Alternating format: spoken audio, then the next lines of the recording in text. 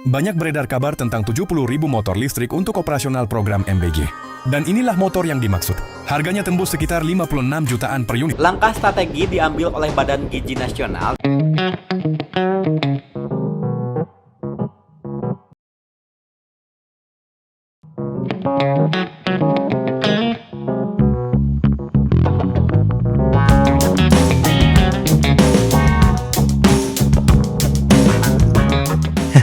Hai Sobat Motif, selamat datang kembali bagi kalian penonton yang sudah menonton konten-konten dari Mimin sebelumnya.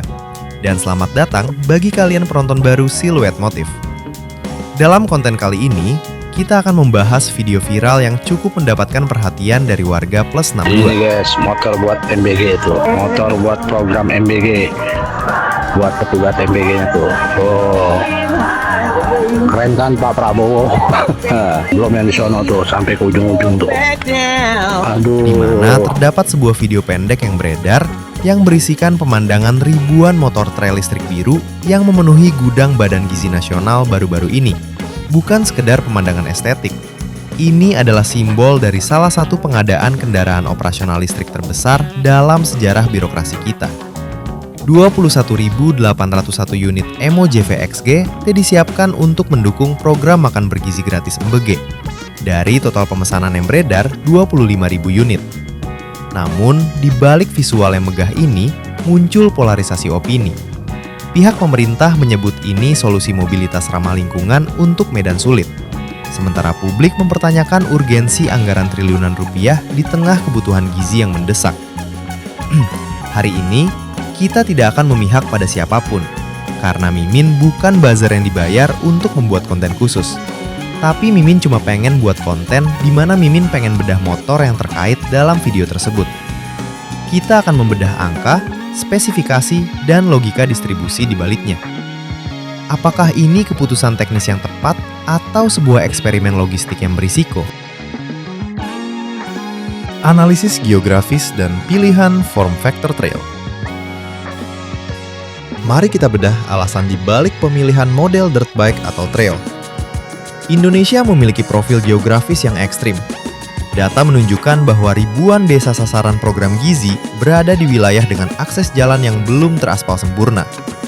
Secara teknis, motor trail memiliki approach angle dan departure angle yang jauh lebih baik daripada motor komuter. Dengan ground clearance tinggi, risiko mesin, atau dalam hal ini kompartemen baterai, terbentur batu atau terendam air saat melintasi sungai kecil menjadi minim. Namun, ada catatan kritis dari sisi ergonomi. Motor trail memiliki jok yang tinggi dan ramping. Bagi kurir yang harus membawa box makanan besar di belakang, stabilitas titik berat, center of gravity, akan menjadi tantangan. Apakah desain ini akan menyulitkan manuver di jalanan kota yang macet? Ataukah BGN memang menghususkan unit ini hanya untuk wilayah rural? Deep Dive, spesifikasi, motor penggerak, dan controller. Sekarang masuk ke jantung mekanisnya. Emo JV-XGT menggunakan motor listrik dengan peak power 7.000 watt. Untuk perspektif, motor listrik rata-rata di pasar hanya bermain di angka 2.000 sampai 3.000 watt. Tenaga 7 kW ini disalurkan melalui controller yang mengatur kurva torsi. Motor listrik memiliki karakteristik torsi maksimal sejak putaran 0. Artinya, kemampuan menganjak upgradability motor ini secara teori sangat superior dibandingkan motor bensin 150 cc konvensional yang butuh putaran mesin tinggi untuk mendapat tenaga. Namun, efisiensi sistem ini sangat bergantung pada sistem pendinginan. Jika dipaksa bekerja berat di suhu tropis Indonesia secara terus-menerus, bagaimana daya tahan komponen semikonduktor di dalam kontrolernya? Ini adalah variabel teknis yang belum teruji dalam skala operasional sebesar ini. Paradoks baterai dan realita infrastruktur. Komponen paling krusial. Dual battery lithium ion 72 volt 31 ampere jam. Total kapasitas ini diklaim mampu menempuh 70-80 km. BGN memilih skema battery swap sebagai solusi masalah waktu pengisian. Secara logistik, ini langkah cerdas untuk menghindari waktu henti. Namun, mari kita lihat realitanya. Untuk mendukung 25.000 unit, dibutuhkan ribuan titik stasiun penukaran baterai yang terstandarisasi hingga ke tingkat kecamatan. Jika infrastruktur pengisian ini tidak siap di pelosok, motor-motor ini hanya akan menjadi pajangan mahal. Selain itu, baterai litium memiliki siklus hidup.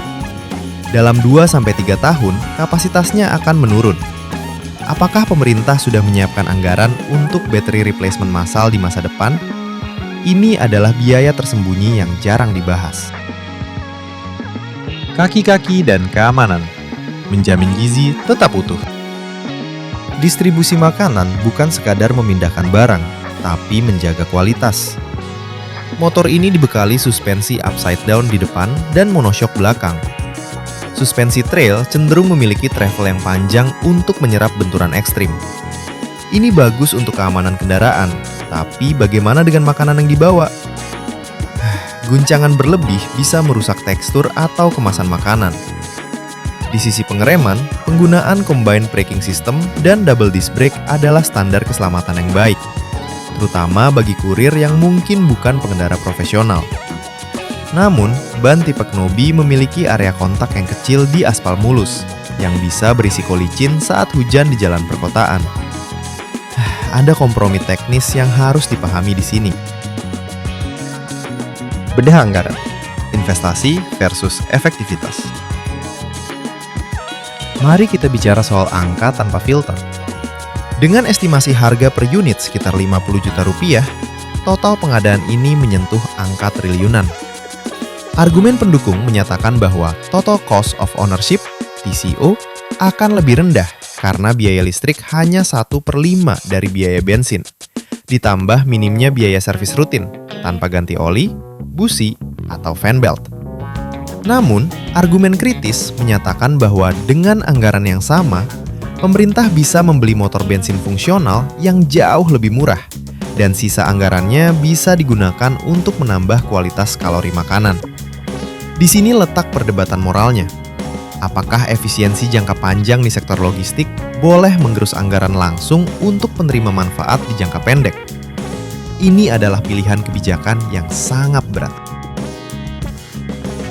Sebagai kesimpulan, menurut keyakinan Mimin, pengadaan motor listrik oleh Badan Gizi Nasional adalah sebuah pertaruhan besar antara teknologi masa depan dan kebutuhan mendesak saat ini.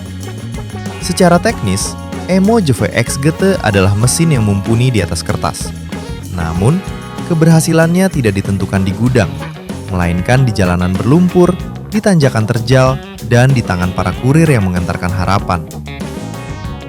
Apakah ini awal dari revolusi logistik hijau di Indonesia? Ataukah sebuah pelajaran mahal tentang perencanaan infrastruktur? Kita semua memiliki hak untuk mengawasi. Silakan tulis analisis kritis Anda di kolom komentar, tentu dengan data dan etika. Saya Mimin dari Siluet Motif. Terima kasih telah menyimak pembahasan dalam ini. Sampai jumpa di konten berikutnya dari Siluet Motif.